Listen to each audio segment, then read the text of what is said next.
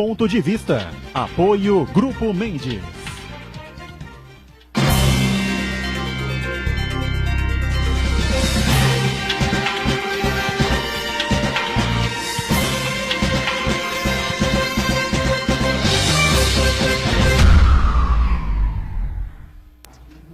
Olá, estamos abrindo mais um Ponto de Vista, você acompanhando sempre a gente neste horário da 1h30 da tarde, a tradição da discussão política, dos debates sempre aprofundados em cima dos temas, dos assuntos importantes aqui para a cidade, pauta da nossa região metropolitana e, claro, os temas de interesse nacional também. Sempre de segunda a sexta-feira, você conferindo também aqui na Santa Cecília TV a nossa reprise, a partir das 20 horas, 8 da noite. Todas as atenções voltadas para Brasília, né, nesta quarta-feira, claro que isso é um sentido figurado, está todo mundo trabalhando, todo mundo cuidando da vida, né? Mas de maneira geral, sempre que possível, todo mundo de olho no que vai acontecer no Supremo. O Supremo Tribunal Federal não deveria ser assim, né? O Supremo deveria ser muito mais discreto, tá certo? Acho que até a TV Justiça, que cobre essas sessões, que libera as imagens das sessões do STF, sinceramente, eu acho que estou convencido que é um erro, né? Acho que é uma exposição desnecessária que os juízes, os ministros do Supremo Tribunal Federal passam, enfim. Era muito mais tranquilo se a decisão fosse tomada, divulgada, né? E através do site todo mundo pudesse questionar por e-mails, enfim, e até entender e avaliar a decisão que cada ministro tomou, né? Cada ministro deu, o voto de cada um, né? Que ficaria lá explicado para quem quisesse fazer a sua consulta, enfim, confirmar por que é que o voto foi dado daquela forma, de outra maneira, e, enfim. Há um fla-flu danado espalhado pelo Brasil inteiro, né? Pró-Lula, anti-Lula, enfim, embora os lulistas ontem praticamente não apareceram em canto nenhum, né? Só havia a movimentação aí pelos 4 cantos do Brasil das pessoas que querem Lula na cadeia. E essa fulanização me parece que é extremamente prejudicial, negativa e gera todo esse clima de terror que a gente anda vivendo por aí. Mas nós vamos falar sobre esse tema, vamos falar muito sobre o Congresso Paulista de Municípios, que mais uma vez está acontecendo aqui na cidade de Santos, no Mendes Convention Center, trazendo aí várias lideranças aqui para a cidade para debater os temas de interesse nacional. Está com a gente o Carlos Cruz, que preside a Associação Paulista dos Municípios, que é a associação que organiza sempre esse evento. Prazer recebê-lo, está tudo bem? Tudo bem, Edgar, é um prazer estar aqui com você, com o Iberê, com o Marco Santana, para discutir esses assuntos todos. Perfeito, obrigado ao Cruz por estar com a gente aqui. Iberê Cida, professor Iberê, de marketing político, mais uma vez está com a gente aqui para colaborar com o Ponto de Vista. Tudo bem, Iberê? Tudo, sempre é um prazer estar na companhia de vocês. E hoje dobrado, até porque estou revendo o Cruz aí, que faz muito tempo que a gente não se encontrava. E fico muito feliz de saber que está em boas mãos a Associação Paulista de Município. Muito obrigado, Iberê. Marco Santana sempre lá na ponta, acompanhando aí o dia a dia nas redes sociais, as transmissões que fazemos aqui do Ponto de Vista e a sua participação conosco também. Tudo certo por aí, Santana? Expectativa grande aí, não? Tudo bem, boa tarde. Agradecer a participação do Cruz, que ele conseguiu conciliar a agenda do Congresso com um evento muito grande, envolve lideranças políticas muito importantes. Hoje recebeu o pré-candidato a presidente Álvaro Dias e à tarde também vai ter uma programação muito intensa. Agradecer então a participação. E eu quero convidar você a participar do programa, mandando sua pergunta, crítica, sugestão, pelo Facebook, Ponto de Vista com Edgar Butrão, ou por e-mail, contato@pontodevista.tv.br. O programa também pode ser acompanhado ao vivo pela internet, santaportal.com.br/tv. As edições anteriores ficam disponíveis na internet também, no nosso canal no YouTube, na nossa página no Facebook. E você que nos acompanha na reprise, uma boa noite. Bom, não precisa nem falar, não é? O mantra de cada dia que nós temos aqui, o programa termina ao vivo às 2h30 e a reprise só começa às 8h. Então, nesse intervalo de tempo, só Deus sabe o que pode acontecer ou não acontecer na República. Hoje não precisa nem dizer, não é? O julgamento, se não estou equivocado, começa às 15 horas, é isso? 15 ou 14 horas? 14 horas. 14 horas, daqui a pouco. Então, bom, o Santana vai confirmar aí. Começa às 14, começa às 15, se for às 14 não vai começar exatamente às 14, não é? Se for às 15 também não vai começar exatamente às 15 horas, sempre tem um atraso, enfim. Mas o país inteiro está ligado nisso, eu lamento profundamente, acho que você também, né? O Cruz, Iberê, enfim, todos nós, que haja esse fla-flu aí, essa exposição excessiva dos ministros do Supremo. Não sei o que você pensa a respeito de tudo isso que nós estamos acompanhando aí. Olha, o Edgar, eu comungo com a ideia da presidente do Supremo Tribunal Federal, da ministra Carmen Lúcia, que recentemente ela disse, ela resistia à ideia de colocar essa matéria em pauta, porque ela dizia, mas essa decisão da prisão em segunda instância é uma decisão recente, isso foi tomado há menos de um ano.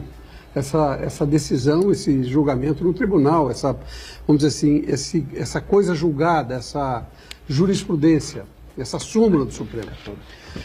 E a verdade é que se não houvesse o habeas corpus do presidente Lula, essa matéria não seria pautada e ninguém tocaria nesse assunto sobre a questão de prisão em segunda instância. Então, ela tem razão quando diz que essa matéria está sendo pautada no Supremo por causa de uma pessoa. Eu, pessoalmente, também tenho uma preocupação muito grande com essa questão de nós termos um ex-presidente preso, um homem extremamente popular no país, mas existe um preceito jurídico que diz que todos são iguais perante a lei. Ele foi julgado, ele foi condenado, ele continua tendo as suas instâncias de recursais e tal, mas a lei é lei, dura lex ad lex. Agora, a realidade é essa, vamos ver o que os nossos ministros vão decidir hoje. E aí, Iberê, está acompanhando isso como todos nós, enfim, né? E aí, vamos para que lado vamos? Se é que vamos? É uma incógnita, realmente é uma incógnita, porque as votações no Supremo têm surpreendido muito. Por vezes nós vimos aí a última votação que a Carmen Lúcia caminhou para um lado, todo mundo imaginava a direita, ela caiu para a esquerda, não explicou até agora por quê. Quer dizer, então nós convivemos com esta incerteza do Supremo. A preocupação qual é? Eu não sou um operador do direito, não entendo absolutamente nada das minúcias do direito, mas eu fico um pouco assustado pelo seguinte: existe uma lei maior no Brasil chamada Constituição. Foi aquela que nós aplaudimos em 88, né? Bonito, saiu, soltaram fogos, tal. Eu pergunto, ela está valendo? Está valendo. Agora, o Supremo tem feito uma leitura politizada da Constituição, uma coisa que me deixa um pouco assustado. Nós já tivemos isso no impeachment, quando tivemos lá o presidente do Supremo fatiando o que não estava fatiado na Constituição. Nós já tivemos aí um presidente do Senado dizendo que não respeito. Quer dizer, nós ficamos num embrulho tamanho que hoje, me desculpe, qualquer coisa é possível. Até alguém pedir vistas para aplacar o ânimo da população brasileira e vamos empurrar isso com a barriga. Então, eu ainda fico um pouco na expectativa.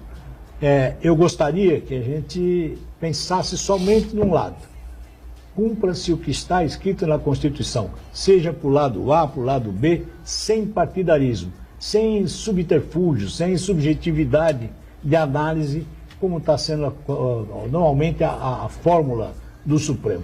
Eu assino embaixo, viu? Inclusive, fico satisfeito, nós trouxemos aqui recentemente, viu, Cruz, o Gastone Rigg, deputado federal, sim, líder claro, do PTB, claro, Câmara, enfim. Uma grande figura. Constituinte, deputado constituinte de 1988. Poucas pessoas têm a Constituição tão clara na cabeça, a visão clara como tem o Gastone, e deixou claro aqui que, infelizmente, apesar do momento que estamos vivendo, né, é preciso acelerar realmente esses processos, talvez uma constituinte, uma revisão da Carta, enfim, seriam importantes, mas que está absolutamente claro na Constituição que, fora algumas excepcionalidades, ninguém pode ser considerado culpado sem o trânsito em julgado, que significa 4 instâncias. Infelizmente é assim, né? 4 instâncias. Está escrito na Constituição. Então, eu acho que o STF se enganou, cometeu um equívoco lá atrás, há 1 ano e meio atrás, né, quando infantilmente quis acompanhar aí a onda a gritaria nacional em cima dessa coisa toda, claro, né? Se é um erro, se é um exagero, como diz a Procuradora-Geral da República, Raquel Dodge, eu também acho que né? 4 instâncias, então que se faça uma revisão constitucional e que se altere esse item, essa parte aí da Carta da Carta Maior da Nação, né, Santana?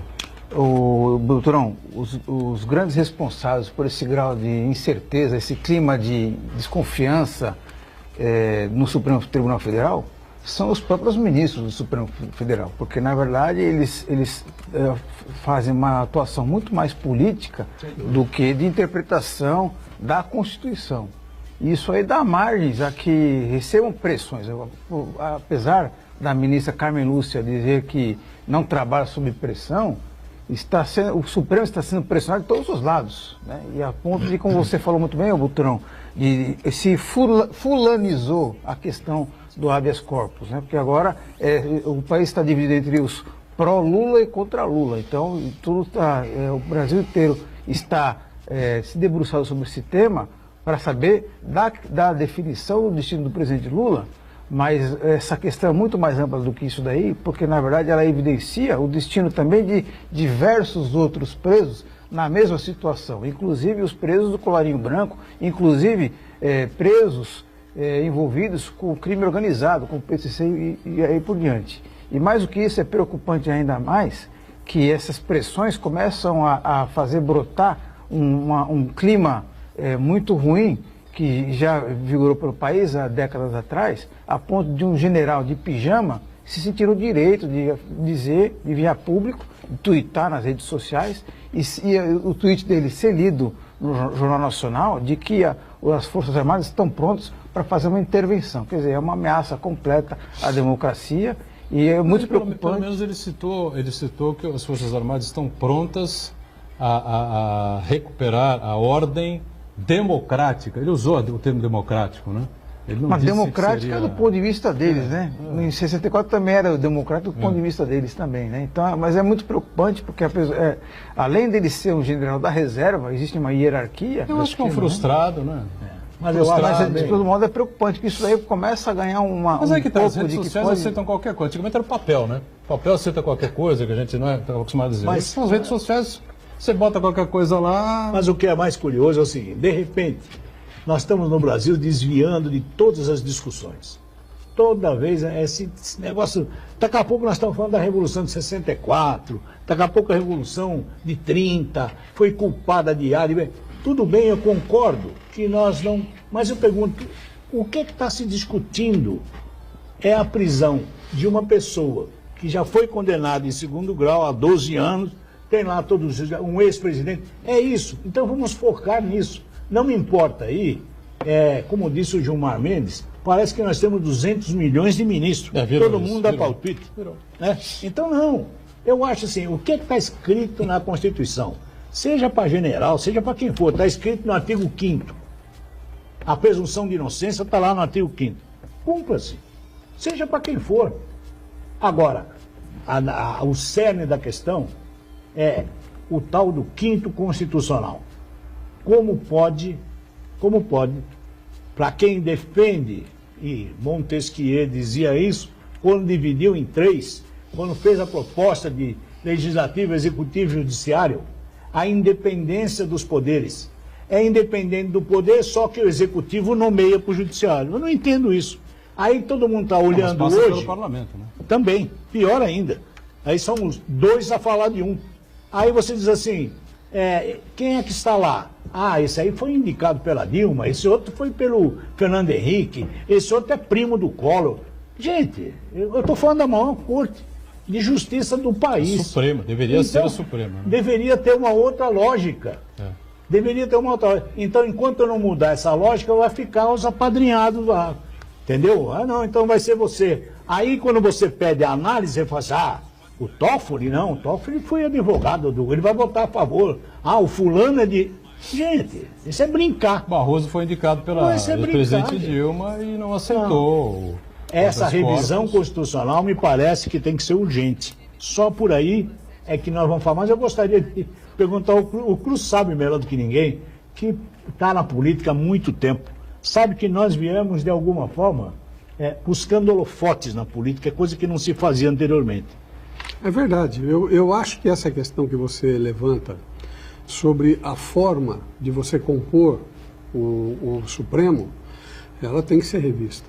né? Ela tem que ser Claro. revista. Porque se você pegar hoje a composição do Supremo, e olhemos o Supremo lá no passado, Evandro Lins e Silva, mas se você for, cada ministro do Supremo, cada um dos 11 tem um carimbo. Sim. Esse é do PT, esse foi o Lula, exato, esse foi o Fernando Henrique, esse foi o Collor. Collor, Já foi o Celso de Mello. já foi um agora do Michel Temer, que é o Alexandre que cometeu um absurdo outro dia.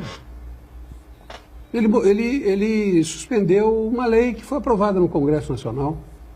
Quer dizer, o Supremo começou a legislar. É isso aí. A lei do ISS, que transferiu antigamente, até então, o ISS sobre operações de cartão de crédito, leasing bancário, seguros, embora o imposto 100% municipal, só era recolhido no município sede da agência, do banco. Então, o Estado inteiro recolhia o ISS dessas operações aqui em Poá, em Osasco, em Barueri. E aí houve uma lei que alterou, dizendo o seguinte: o ISS agora, sobre essas operações, é recolhido no município onde ocorre a operação. Isso. Entrou em vigor. O Supremo suspendeu. É isso aí. Quer dizer, então, os ministros do Supremo agora que... Outro absurdo que eu acho, eu não quero entrar na questão política, mas é um absurdo jurídico, é o Supremo querer aceitar ou cancelar uma nomeação do presidente no ministro dele. É prerrogativa pessoal Claro, dele. claro, Então está havendo, desculpe o termo, mas uma subversão da ordem constituída, Não do só ordenamento isso. jurídico. O indulto. Isso Aí, nesse caso da indicação de ministro, o mesmo ministro mudar de opinião quando é um presidente e quando é outro presidente, né? Exatamente, é isso aí. Foi um absurdo, né? A nomeação da Cristiane Brasil, né? Por mais problemas, tem processo, tem isso, tem aquilo, ela não está condenada a absolutamente nada. Então, mas aí é um exercia desrespeito o à cargo. Constituição. É um direito que o presidente tem. Exatamente, dissemos isso aqui várias vezes, né? Por mais que se goste ou se não goste do Temer ou dela, o Temer a nomeou, ela deveria ter sumido. É um direito que ele tem, né? exatamente. Se ela era competente ou incompetente, a gente ia ver depois os processos contra ela e continuariam correndo. Se houvesse uma condenação, evidentemente que a história seria diferente, eu concordo plenamente. Mas foi o caso do indulto, né? O indulto que é prerrogativa do presidente. Isso. De repente o Supremo está estabelecendo a lei. Quem pode ser indultado quem ou pode não. e quem não pode. Então, assim, ou você rejeita o indulto, né? Que é um direito do Supremo questionar isso, mas não legislar. Aí ele dizia que era 1/3 da pena, não, é 1/5. Aí nós entramos no outro Agora, negócio. na nossa visão, nós, o municipalismo, e inclusive é a proposta do nosso Congresso, é o seguinte: a sociedade brasileira, a partir de junho e julho, vai viver uma verdadeira catarse. Não é um processo ali, é uma catarse. E dessa catarse vai brotar o Brasil do futuro. Sim. Porque se nós escolhermos mal, nós vamos pagar por isso. Se nós escolhermos bem, e não importa quem seja, eu não estou fazendo insinuação nenhuma, nem julgamento desse ou daquele candidato. O que eu estou dizendo é que o Brasil do futuro vai brotar das urnas. E não há ninguém que possa botar 2 votos na urna, nem um balde de votos. É 1 por 1. Então, eu acho que esse é o tema fundamental que nós temos que discutir, a sociedade brasileira tem que discutir o processo. E por isso é que nós ontem recebemos o Ciro Gomes, aliás, um homem brilhante. Sem dúvida. Não fora ele destemperado do jeito que é, ele é um homem brilhante. Ele deu uma aula ontem de economia, de macroeconomia, mas assim, de tirar o chapéu. Hoje tivemos uma palestra exuberante do senador Álvaro Dias, e vamos ter pela frente. Para quê, o Edgar? Falou para prefeitos, vice-prefeitos e vereadores. Quem é? O cidadão comum hoje, ele está preocupado em pagar a conta da padaria, em pagar a escola do filho, plano de saúde, a água na torneira, o lixo recolhido. E ele vai decidir o seu voto lá nas portas da eleição e vai procurar seus líderes, vai procurar se orientar. E quem são os líderes políticos nas cidades? Os prefeitos, vice-prefeitos, vereadores, os agentes políticos. Por isso é que nós estamos trazendo os candidatos aqui, os prefeitos estão todos lá, ouvindo o que cada um tem a dizer, e quando voltarem para os seus municípios, estão sabendo o que cada um tem a dizer para orientar seu eleitorado. Eu acho até, só para completar, eu acho que a discussão que nunca deixou de existir na Associação Paulista de Município é o Pacto Federativo, Claro. que tem esse sempre, em todos os que eu participei, Desde 88. houve uma vertente sempre do Pacto Federativo que tem que ser repensado. Quer completar também, Santana? Vou registrar a participação do Alessandro Souza, que ele diz o seguinte: da mesma forma que a Constituição diz que a prisão deve ocorrer após o trânsito em julgado, ela também diz que o julgamento tem que ser célere e que todos são iguais perante a lei.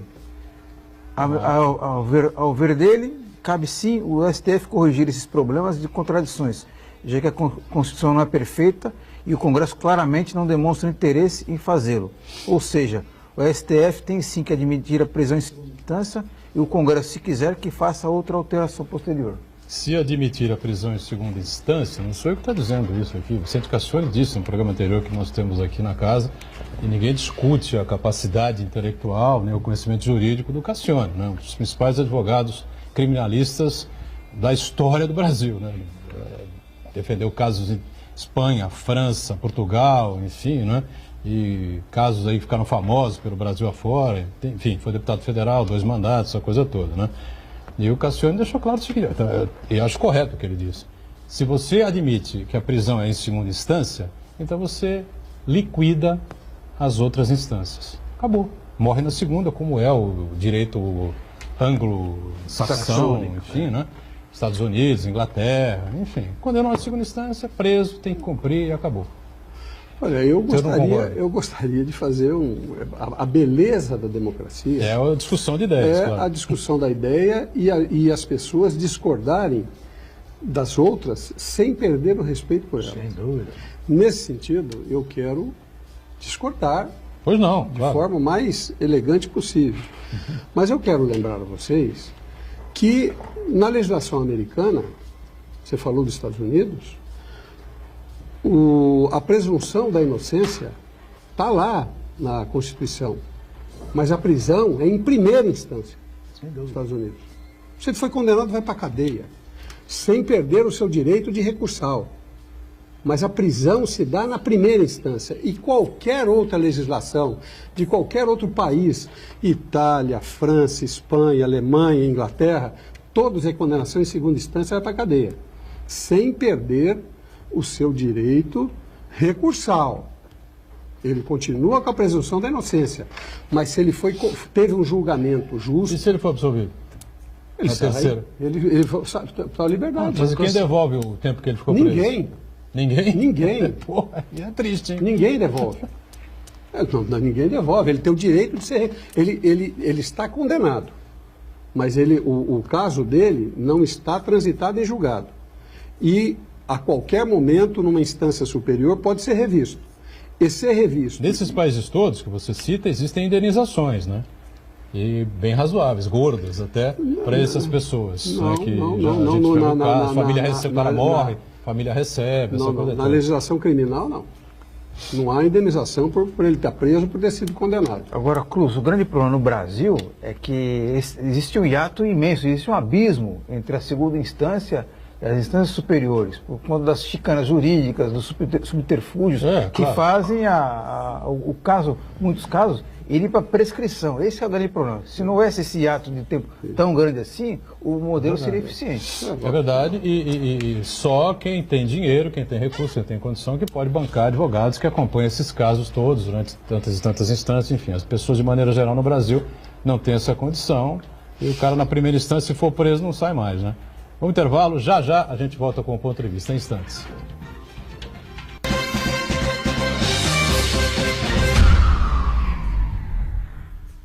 Existe um lugar em Santos onde você encontra os empreendimentos mais fascinantes da região. Um lugar amplo, aconchegante, feito para oferecer o melhor atendimento para você. Um lugar que reúne as melhores opções residenciais e comerciais nos bairros mais nobres de Santos. Um lugar que a gente nem precisava dizer, porque você já sabe. Central de Vendas Grupo Mendes, Rua Guaiaó 55, Aparecida. Venha fechar um bom negócio para abrir as portas do seu novo lugar. A Sabesp fornece água, coleta e trata esgotos em cerca de 360 municípios do estado de São Paulo. São mais de 300 cidades com excelência em saneamento em todo o estado. E as demais estão nesse caminho. No litoral, a Sabesp levou mais água com o sistema Mambu e é responsável pelo maior programa de saneamento e recuperação ambiental do litoral brasileiro. O programa Onda Limpa. Tudo isso trouxe mais saúde e qualidade de vida para as pessoas e bandeiras verdes para as praias. Cerca de 4 bilhões foram investidos no litoral nos últimos anos, o que reduziu a mortalidade infantil em toda a região e gerou muitos empregos.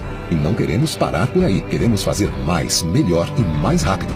A Sabesp está em entendimento com as prefeituras para realizar mais de 1 bilhão em investimentos no litoral nos próximos anos. Isso é mais saúde e qualidade de vida para todos. Mais empregos na região. Sabesp e Governo do Estado de São Paulo. É com trabalho que a gente chega lá. Você já pensou em fazer o tão sonhado curso superior com uma mensalidade que cabe no seu bolso, estudando em casa e na hora que desejar? Todos os cursos de ensino à distância da Unisanta receberam excelentes conceitos do MEC. Invista em sua formação profissional. Aproveite, matricule-se já e ganhe descontos. www.unisanta.br/EAD. Informações 3202-7199.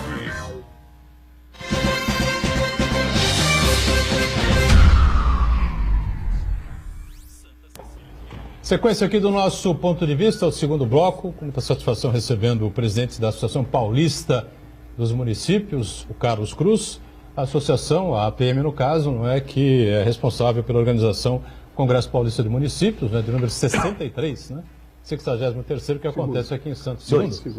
62º, acontecendo aqui em Santos, no Mendes Convention Center. Iberê conosco, o Marcos Santana aí também sempre atento ao que acontece. O Iberê levantou um tema que é muito caro e muito importante aos municipalistas, não é? Que é essa questão do Pacto Federativo. Não é? O Pacto Federativo, todo mundo sabe, já discutimos aqui 1000 vezes no ponto de vista, não é? Bolo tributário de 60% ou até um pouco mais, não é? Vai sempre direcionado à União, 25%, 26% aos estados e sobra aí 15% talvez aos municípios que vivem aí, os prefeitos com o chapéu na mão, indo atrás do governador, atrás os deputados que corram atrás de recursos, enfim, ao presidente da República e essa coisa toda, não é? Mas, infelizmente, eu não vejo, assim, muita possibilidade de mudança. Você vê? Vejo. Vê? Vejo pelo seguinte, o que é o Pacto Federativo? O Pacto Federativo é uma jabuticaba, é uma coisa brasileira. Não existe o Pacto Federativo em legislação nenhuma no mundo. E isso foi a grande novidade que o Brasil mostrou ao mundo num ordenamento jurídico pátrio. O Pacto Federativo não é nada mais, nada menos que está no artigo 23 da Constituição. Diz lá, a União, o Estado brasileiro, os entes federados são União, Estados, municípios e Distrito Federal. Nas outras sempre a União, e depois lá abaixo vem os Estados. No Brasil, esse é o Pacto Federativo. União, Estados e municípios. Cada qual com suas competências específicas, que serão regulamentadas por lei própria. Desde 5 de outubro de 88, o Edgar, não foi regulamentado. Então o Pacto Federativo, ele consta no papel. O que existe são transferências de responsabilidades na saúde, na educação.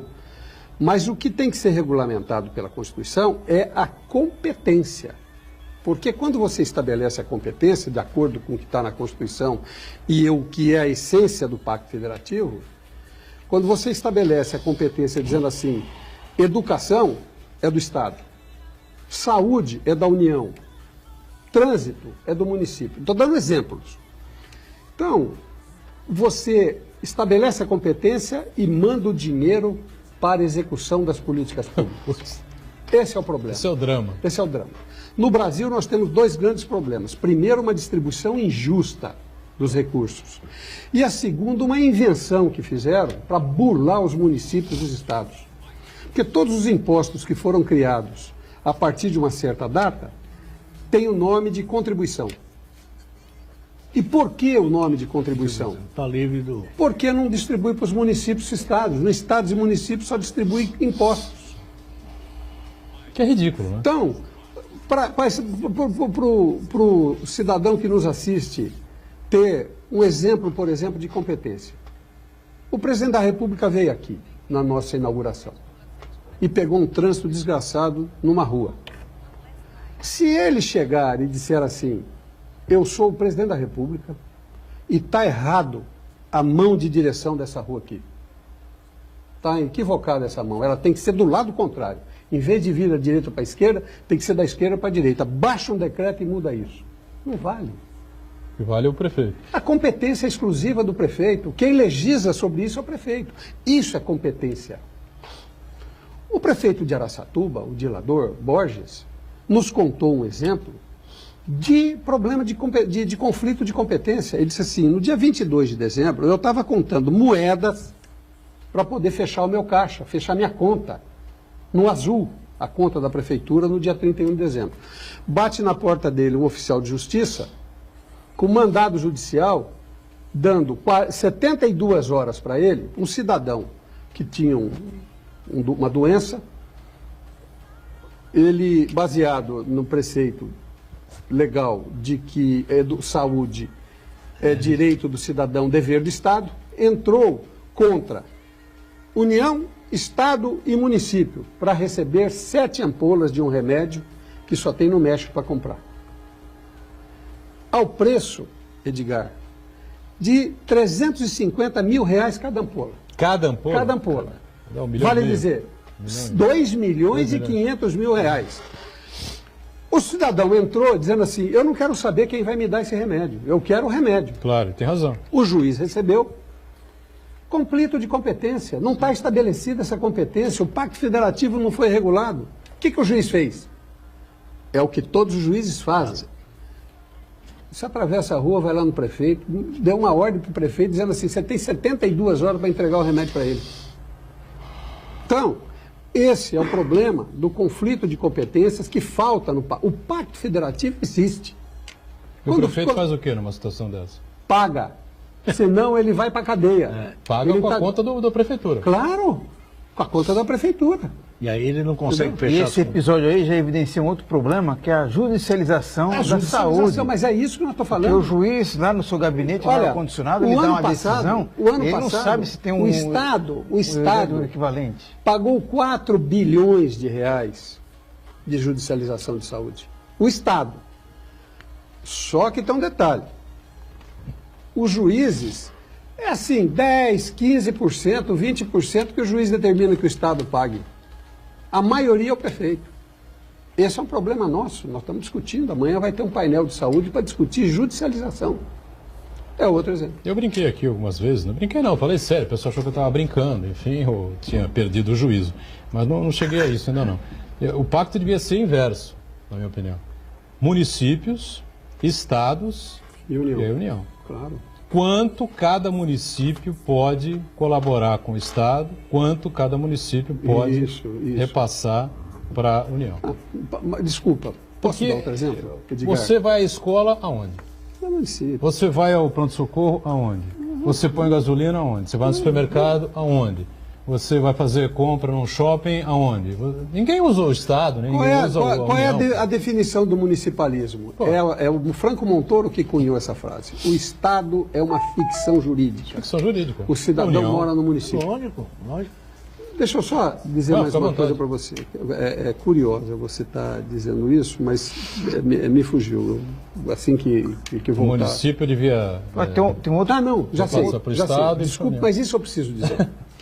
Você tem, no município, o imposto que é 100% dele, que é o ISSQN, Imposto sobre Serviço de Qualquer Natureza. Aqui em Santos, seguramente o ISSQN representa quase 40% do total da receita do município, é maior do que o IPTU. Está em marcha no Congresso Nacional uma reforma tributária onde o relator desse imposto, dessa reforma, que é o deputado Auli, do Paraná, propõe a extinção do ISS e do ICMS e transformar os dois impostos acoplados a um imposto federal, e aí a União distribui o resultado disso. Vale dizer, o que ele está propondo é tirar da mão do prefeito o talão de notas e entregar para ele um chapéu ou um pires. Para ele continuar... Ele continuar indo lá pedindo esmola, pedindo óbolo para o governo federal. Mas essa é a razão, Cruz, que a gente discute, já discutimos aqui diversas vezes, a tal da reforma fiscal, da reforma tributária, Isso. que não se faz, não se toca nesse assunto. Então, hoje no país, nós não falamos de absolutamente nada, nada, a não ser delações, prisão, petrolão, habeas corpus, Supremo, Gilmar Mendes, não sei quem, só isso. Isso vem de longe, né? Mas, Iberê, você sabe o que O acontece? Sarney não tocou Então, nisso, todos. o Você Collor, sabe o o que Itamar, acontece? o Fernando Henrique, o Lula, a Dilma, o que Temer, nós nenhum temos- deles. o que nós temos que fazer é confiar na palavra das pessoas. Então, por exemplo, o Ciro Gomes esteve aqui ontem, o Álvaro Dias esteve aqui, a Marina, e todos virão. E nós estamos dizendo o seguinte: você se compromete, se for eleito presidente, a fazer a regularização, a regulamentação do Pacto Federativo, de fazer a reforma tributária, para contemplar... já ouvimos dos dois aqui. Eu sou municipalista convicto. Tanto o Álvaro Dias quanto Mas o Ciro. acontece o seguinte, Temer pelos também. exemplos Peraí. recentes, o que eu quero dizer é o seguinte, pelos exemplos recentes, você não pode nem confiar no que ele promete, porque a gente está percebendo aí que gente que promete fazer uma coisa e depois faz outra. Mas Cruz, Promete ficar até o fim do mandato, não fica. Então. Promete fazer e não faz. vamos resgatar um pouquinho. Quantas vezes, ao longo desses 62 congressos, as pessoas sentaram aí e prometeram, Isso. né? Então, esta é assim, o Brasil é campeão nisso, eu prometo. Só que aí, quando ele senta lá, ele descobre que ele não pode, que aquilo tudo não pode caminhar desse jeito.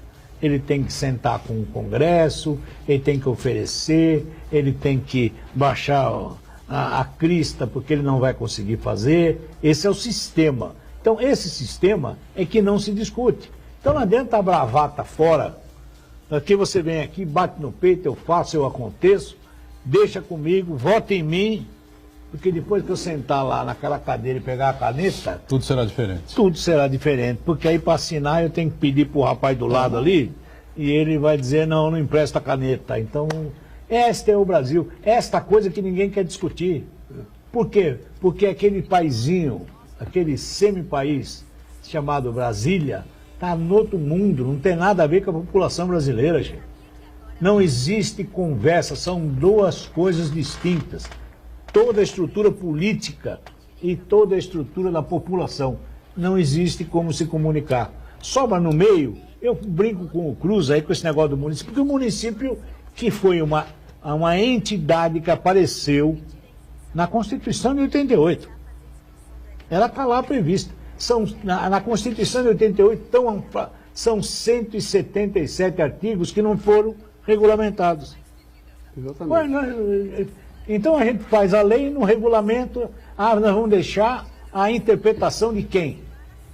Do Supremo. E aí a desgraça... Professor Iberê, quando o senhor fala daquele paísinho chamado Brasília, eu entendo o seguinte, não é apenas os parlamentares, o pessoal do cargo do executivo, mas também uma parte significativa, pequena, é verdade, mas significativa da burocracia federal. São funcionários públicos que têm a tal da estabilidade, que detêm privilégios que a grande maioria dos brasileiros não tem, com verbas de representação, com verbas indenizatórias, que muitos deles ganham até muito mais até que o ministro do Supremo Tribunal Federal, apesar de ser ilegal isso. Quer dizer, enquanto essa lógica perversa imperar no Brasil, uma mudança é difícil de ser vista no horizonte. Por esta razão é que se fala assim, ou você faz uma revisão constitucional, ou não vai acabar nunca.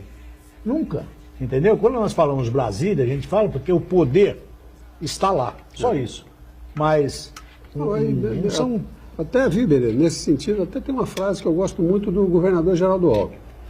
Ele diz assim, o que nós precisamos é de menos Brasília e mais Brasília. Sem dúvida, sem dúvida. Eu acho que ele, pela história, né, que tem o Geraldo Alckmin, é um daqueles que imagino que seja capaz de cumprir, né? Ou pelo menos arregaçar as mangas para tentar fazer esse tipo de Então, eu estou fazendo um estudo. Mário Covas dizia o seguinte, né, disse aqui quando assinou a região metropolitana da Baixada Santista, se vão 22 anos, acho, Isso, né? 95. Que na cabeça dele, a entidade Estado, né, estaria com os dias ou com os anos contados, né? E nós teríamos no Brasil realmente para poder avançar as regiões metropolitanas que, né, resolveriam os seus problemas e colaborariam com a União. Mas o Covas, eu sei muito bem o Covas foi profético. Eu sem dúvida. Foi profético. É verdade. Se você olhar o país hoje, Iberê, os estados estão todos quebrados. Absolutamente quebrados. Olha, eu vou dizer uma coisa para você, Edgar. Eu tenho até no meu iPad ali, posso até mostrar para vocês. Se vocês vissem o que é o resumo, a fonte inclusive é o governo federal. Se eu pudesse receber meu iPad aqui, eu abriria e mostraria os números para vocês dos estados que estão deficitários no ano passado. Eu vou fazer um break rapidinho e a gente volta então, e aí o Carlos Cruz nos brinda aí com esses números importantes, só para a gente ter uma noção de como é que vai o país nos dias de hoje. Já, já.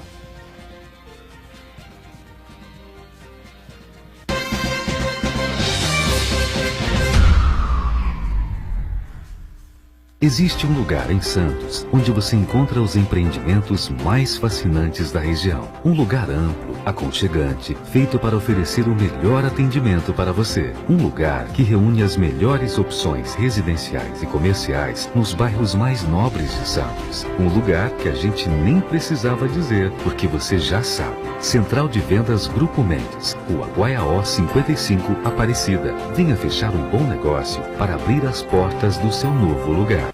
Santa Cecília TV no canal 52.1 HD. Se você ainda está com dificuldade de sintonizar a Santa Cecília TV em alta definição pelo sinal digital, você precisa escanear os canais da sua TV através da autoprogramação no seu controle remoto. É bem simples e você sintoniza os nossos programas com qualidade digital de imagem e som sem pagar nada por isso. Santa Cecília TV 52.1. Escaneie e sintonize a maior programação regional da sua TV em alta definição. Com o mercado de trabalho cada vez mais exigente, é preciso estar sempre atualizado. Na Universidade Santa Cecília, você pode fazer cursos livres, extensão, aperfeiçoamento, especialização lato sensu, MBA, mestrados e cursos empresariais personalizados. Cursos inéditos presenciais e à distância. Faça a pós-graduação Unisanta e ganhe 15% de desconto nas mensalidades durante todo o curso. Inscreva-se já, unisanta.br/pós-graduação.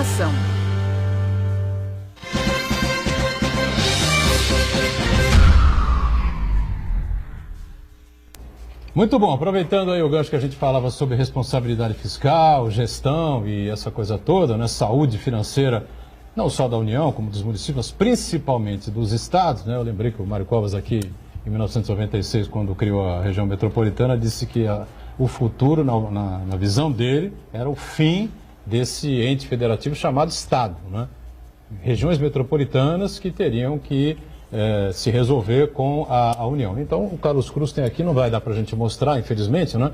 Mas dá para você comentar aí conosco. Dá para comentar. Os dados que você isso tem aí. aqui, esses dados são sobre a saúde financeira dos estados. E esse dado é da Secretaria do Tesouro Nacional. Está lá, está no site da Secretaria do Tesouro Nacional.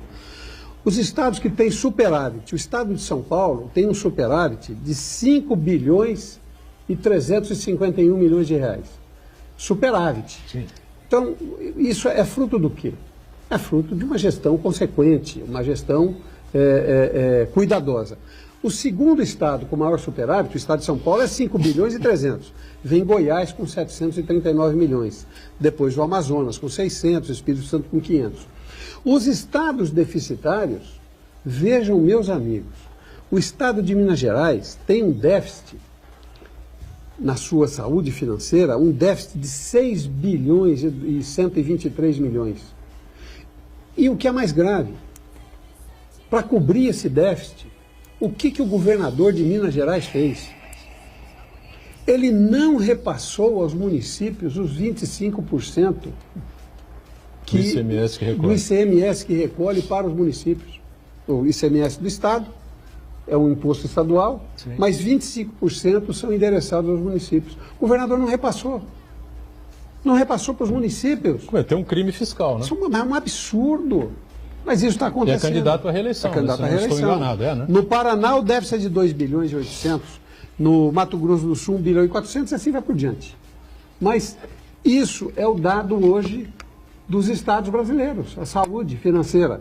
Então, essa questão que nós estamos sempre falando, que nós temos dito lá nos municípios, aqui na PM, o que vai brotar das urnas é o que nós vamos ter que... Mas, Cruz, eu vou dizer uma coisa para você, é desalentador. Como é que nós podemos acreditar nas urnas se nós não temos, primeiro, a fidelidade do resultado, porque não acreditamos no sistema das urnas?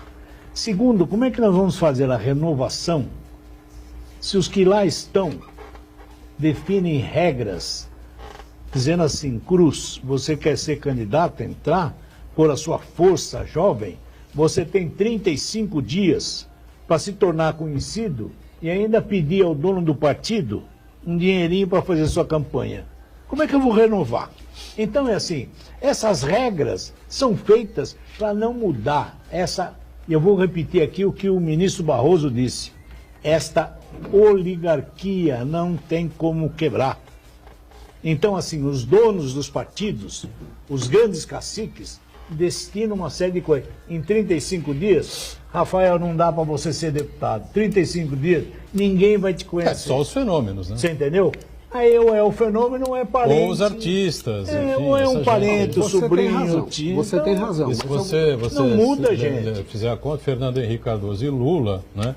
Eles bem que se juntaram aí aos oligarcas, ou às oligarquias, né? Para poder mas tudo vencer as eleições tudo sofre presidenciais. um processo evolutivo. Sim. Mas eu quero lembrar você que as últimas manifestações que houveram no país há 2, 3 anos atrás, de lá para cá começou a ter, quando chegou um ponto de ter 5, 6 milhões de pessoas na rua, o governo central chegou e disse assim: nós precisamos chamar esse povo para conversar. Sim. Nós estamos correndo risco, porque o doutor Ulisses falava assim: a única coisa que amedronta o político é o povo na rua. Aí falaram: vamos chamar os líderes. Mas quem são os líderes? Não existe. Não tem líder. São as redes sociais.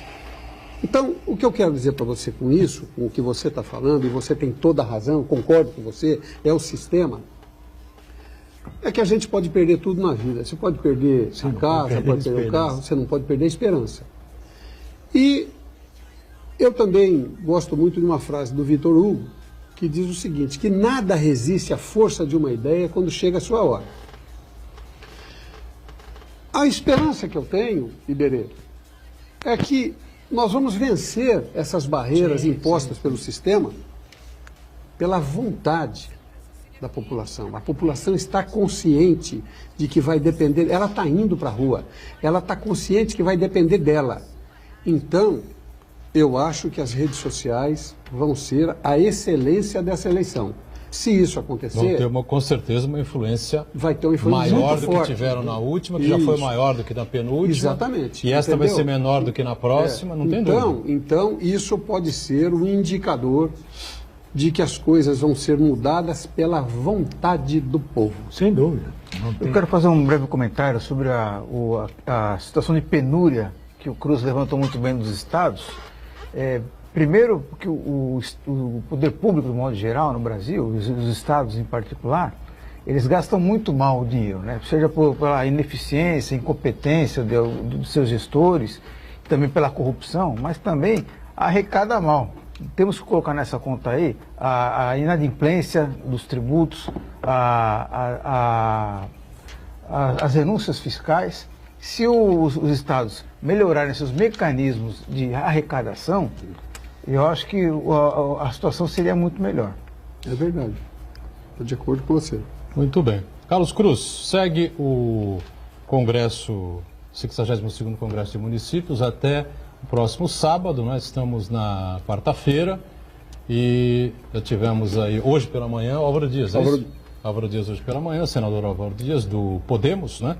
Candidato à presidência, pré-candidato pelo menos, não sei se segura a candidatura até o final, vamos aguardar. Ciro Gomes, PDT, né? Isso. Ciro Gomes veio ontem. Também não sei se segura a candidatura até o final, vai haver um arranjo aí entre os partidos mais à esquerda, não sei, mas provavelmente se ele seja, faço mais se fé que no unificar Ciro, num candidato é mais fácil que se unifique Ele no ser Ciro, na cabeça. No Ciro na cabeça, né? E um Haddad de vice. O PT de vice? Eu não sei, não. O PT de vice é difícil, hein? O PT não tem essa, não tem essa história, essa não. tendência e nem essa... Mas parece essa que o história grande líder dele já abençoou a possibilidade de não ser o protagonista. Pode ser o coadjuvante. Surgiu uma novidade agora aí do PT, tem uma pesquisa em mãos e que 18, 19%, não é, votariam num poste, desde que seja um poste exatamente. indicado pelo Lula. Isto significa, numa eleição com tantos candidatos, praticamente segundo turno garantido. Exatamente, é isso mesmo. Agora, se isso vier a acontecer... Tem um ingrediente a mais aí nessa equação da eleição de 2018, que é a possibilidade do ex-ministro Joaquim Barbosa ser candidato a presidente. Aí que embola de vez o meio de campo. Eu espero que ele não faça isso, né? Que ele se mantenha como uma grande referência do exercício, bom exercício do direito. Aí o discurso dele seria um pouco diferente do Dória, né? Porque aí ele poderia dizer assim, eu não sou político nem sou gestor. Eu sou briguento, né? Sou briguento. Botei gente na cadeia, prestou um bom serviço ao país, embora um grande número de advogados aí, criminalistas principalmente, né? Questionem as formas e as maneiras como o Joaquim Cruz acabou acelerando o processo do mensalão, enfim, aquela coisa. Vamos voltar, Joaquim Barbosa, né? O mensalão e essa coisa toda, né? Mas vamos ter aí a sequência do Congresso e os principais debates. Já disse, vamos ter um painel importante sobre saúde, né? E grandes figuras vão estar aí até o sábado. Na verdade, né? hoje à tarde era o painel do PT. Nós tínhamos negociado com o PT, a APM é uma entidade suprapartidária e recebe todos de braços abertos. O prefeito Edinho Silva, que é o prefeito de Araraquara, que é a cidade mais importante do PT, era o responsável pela montagem. Me ligou hoje de manhã dizendo, Cruz, justifica, não dá para a gente ir hoje, não tem condição, hoje é o dia mais importante para nós. Falei, Edinho, fica tranquilo, nós vamos justificar, nós entendemos isso, nós vamos ser generosos com isso, não por generosidade, mas por obrigação. Então o PT não vai participar do painel de hoje.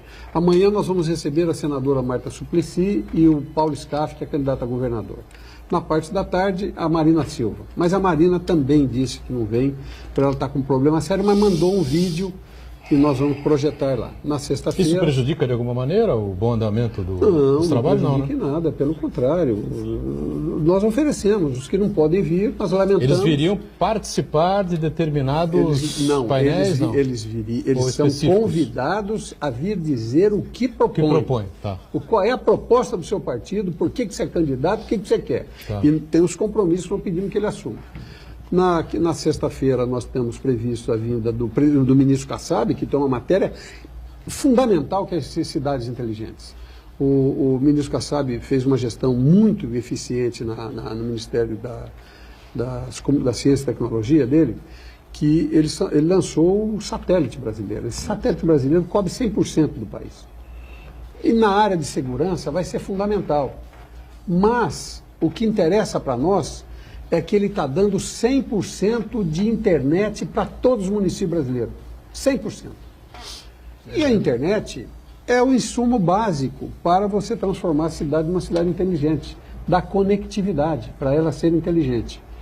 E não se admite, em 2018, já estamos um quinto do século, já vamos percorrendo daqui a 2 anos, né?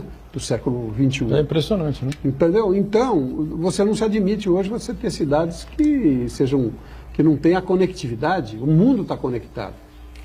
Mas aí o João Dória está previsto para chegar aqui, espero que ele mantenha a palavra de vir aqui, Né? Ele prometeu que vem, mas a gente não tem muita certeza. Teria motivos para se preocupar, viu? Mas... Não deram meter a palavra. Curiosidade, porque é uma curiosidade aí. A nossa curiosidade maior é para ver se ele vem mesmo, se ele mantém o que ele falou. O Dória está agendado para sexta-feira. Sexta-feira, à tarde, o Rodrigo Maia. O Geraldo Alckmin com o Márcio França. O Rodrigo Maia à sábado, tarde, né? E aí no final... O Rodrigo Maia é sexta-feira? Sexta-feira à tarde. Um painel interessante. Aí no final, no sábado, nós vamos cumprir o que é o ritual dos 61 congressos da TAI. O Iberê que frequenta desde...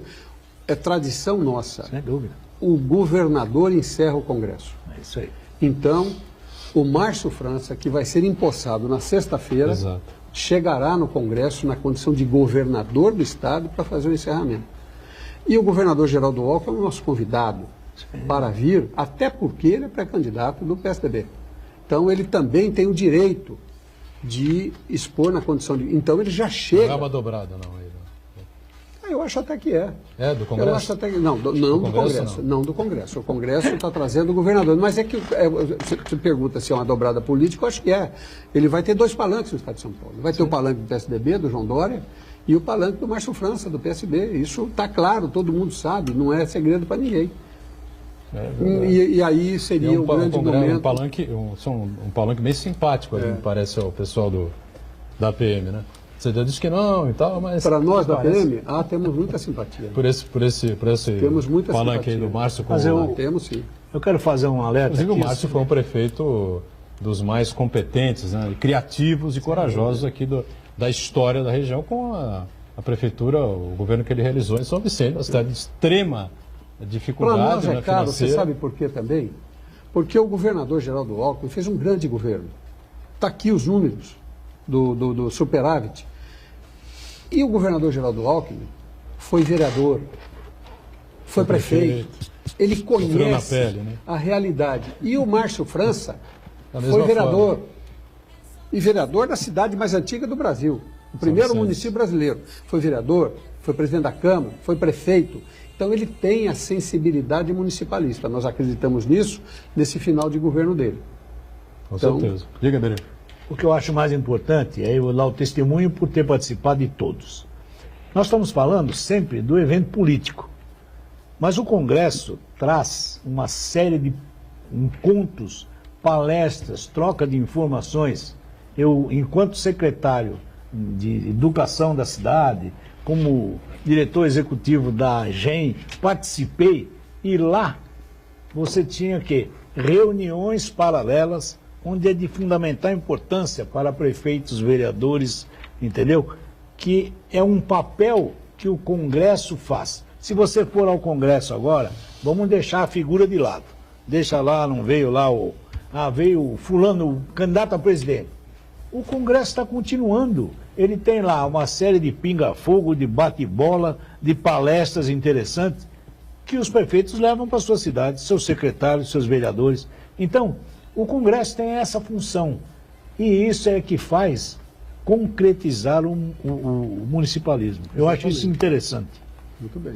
Sem dúvida nenhuma. Painéis importantes sobre gestão pública, painéis importantes sobre finanças, sobre projetos futuros, sobre a área de educação, sobre a área de saúde, que são áreas dramáticas, que se discutem, saneamento básico. Painel importantíssimo hoje à tarde. Se discutem, se debatem anos e anos e anos, e ninguém dá jeito nisso. A educação não sobe de padrão, não sobe de nível, não sobe de qualidade de jeito nenhum. E a saúde continua dessa forma, os estados todos quebrados, né? E a União com um rombo de, quanto? 180 bilhões aí do ano, é isso? 150 bilhões. 150. E hoje as atenções todas, repito, que falamos no primeiro bloco, voltadas para o STF para ver o que vai acontecer. Você tem algum palpite, Iberê? Chuta algum placar aí? Acho que vai ser cumprir o que está na Constituição.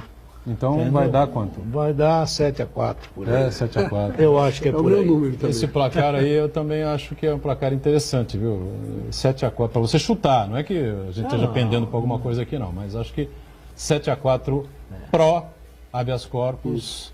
E aí vai ficar muita gente brava, chutando, falando mal, criticando, entrando pelas redes sociais, essa coisa toda aí. Mas, infelizmente, muito por culpa nossa, né, dos veículos de comunicação, não nosso aqui, que a gente procura, como eu disse várias vezes aqui, o Cruz, a gente procura, antes de opinar sobre assuntos eminentemente técnicos, né, trazer especialistas no assunto, gente como professores aqui da área promotores, gente que participou da formatação da Constituição de 1988, professores, enfim, né? Gente que conhece muito mais que nós, né? E que tem condição de colocar aí, tecnicamente, a situação que está posta aí.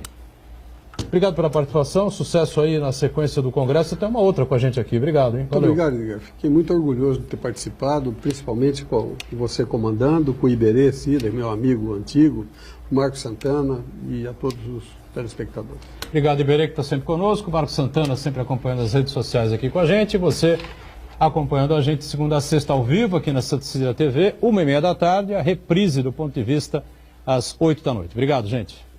Tchau.